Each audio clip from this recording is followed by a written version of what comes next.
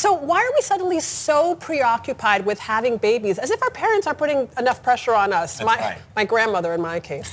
She's like, the bus is going to leave you. Bus is leaving you. Another one. Welcome back to my surrogacy journey reaction video. So today we're doing a reaction to why society is rethinking marriage and parenting and timings of having kids. You may have already seen our previous video on the reactions of the fertility rate drops in the US. So this is just a bit of a follow-on video from our previous one.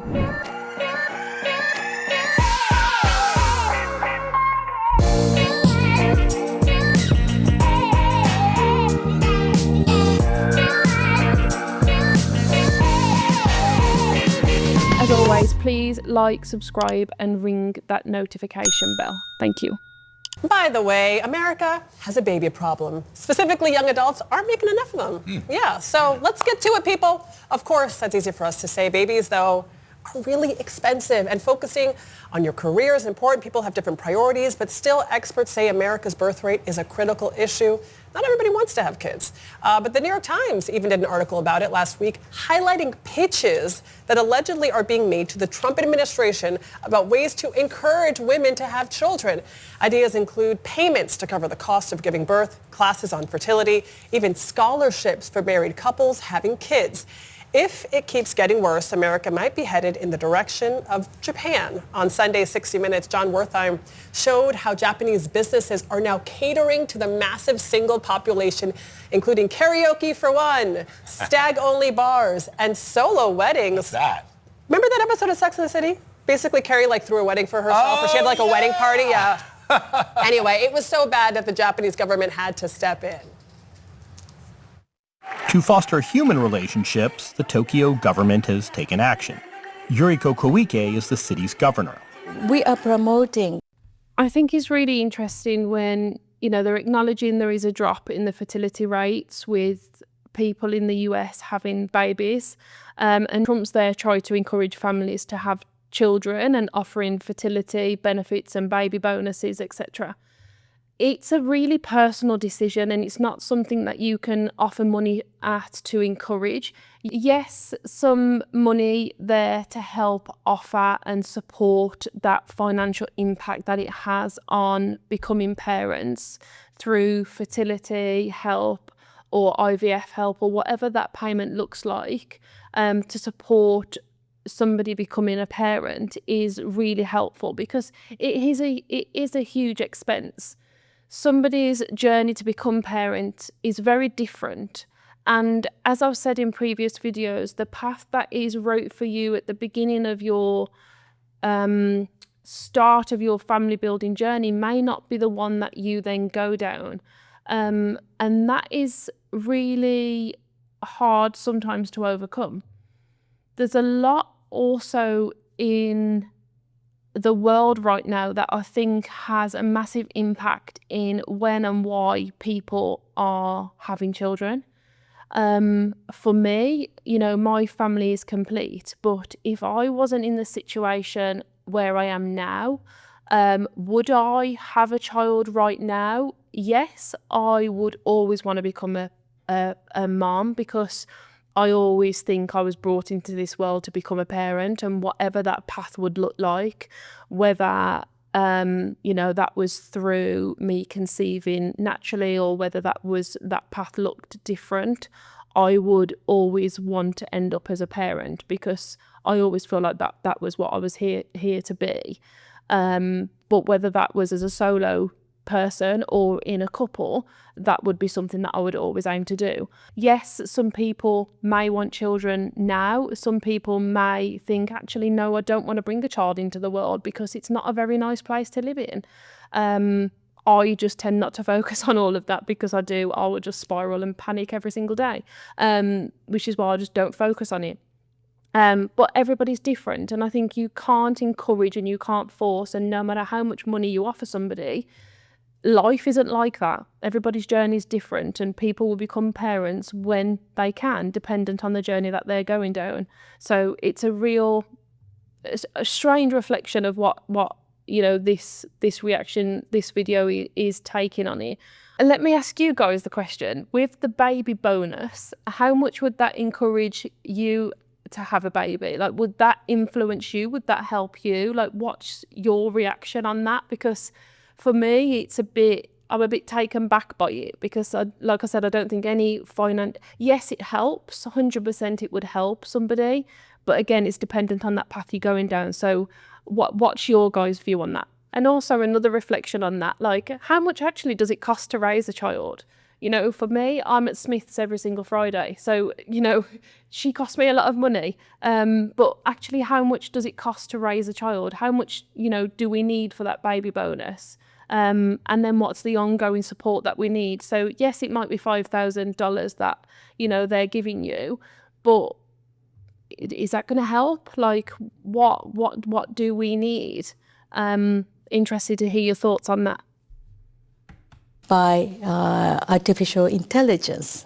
Tokyo government is playing omiye, playing matchmaker. That's right.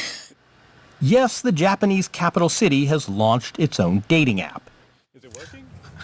So why are we suddenly so preoccupied with having babies, as if our parents aren't putting enough pressure on us? That's right. My grandmother, in my case, she's like, the bus is going to leave you. That's the right. bus is leaving you. Another one.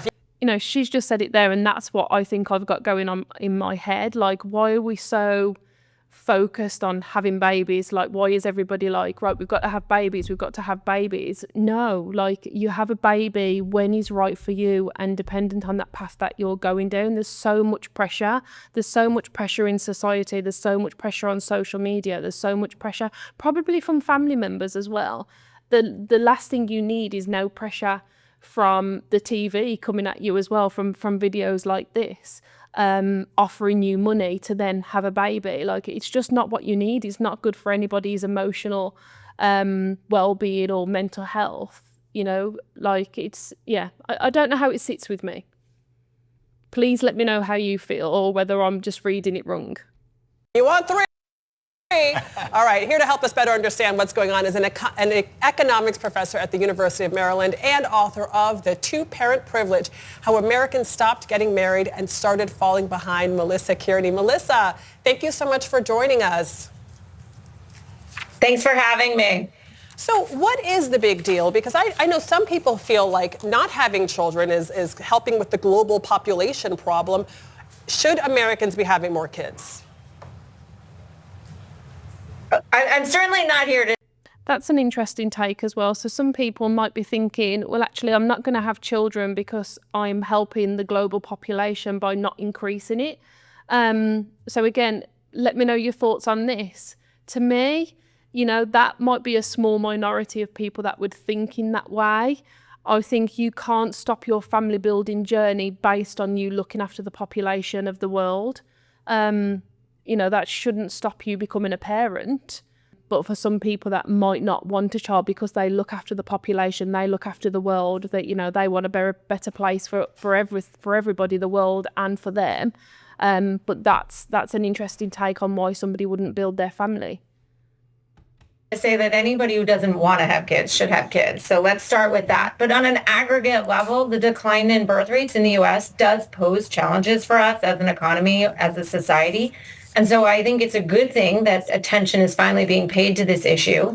And I think the conversation we should be having is, are there things that we could be doing as a society to make parenthood feel more accessible to people who would want to have children? And I totally acknowledge that, you know, the decline in the birth rates could have an effect on the global population and the economy in the future. But I think it's just the messaging and it's just the messaging on how that comes across when it looks like it's a whole lot of pressure on people to have a child. And like I said, it's everybody's journey of when they want a child, but when it's constantly being in the press and, you know, on our screens, when somebody could be going through their fertility journey of not being able to conceive naturally and needing support with that, keep having this in your face, could be quite distressing. Yeah. If they weren't forced to sort of bear the responsibilities essentially on their own, meaning that in the U.S., we don't really share in the responsibilities of raising children. We have very little by the way of support, income support, childcare support, housing support to parents. If we were a more pro-family society, would people be making different decisions such that they themselves would be happier, and we'd get the benefit of a growing population and more young people around. So I think that's a good conversation to be having. You hit the nail on the head. The United States, compared to other countries, compared to other developed countries, does not offer a support network to encourage people to have children. Certainly, in my case, we have one, and all the things that you cited are reasons why we still haven't decided if we're having another. So the bus is leaving you, Vlad. The bus is leaving. Okay, Tati Adriana. So here's a question, though. So if we know that this is happening, what are the dangers to a shrinking population? There's a few that economists really worry about. The first, the most immediate, probably the least interesting to most people, but it is a very real one, is that all of our social insurance systems like Social Security, disability insurance, Medicare, those were all designed for a society in which there were many more workers than old people. And that ratio of workers to beneficiaries has been declining steadily. The decline in birth rates, the aging of the population, makes the fiscal pressures all the more great and immediate. So everything you hear about Social Security being fiscally unsustainable, Medicare being fiscally unsustainable, given the current demographics, that situation is even worse than we hear and the official reports suggest. Secondly, there's a real worry based on a lot of empirical evidence that an older workforce, fewer young people, fewer young firms means a less dynamic, innovative economy.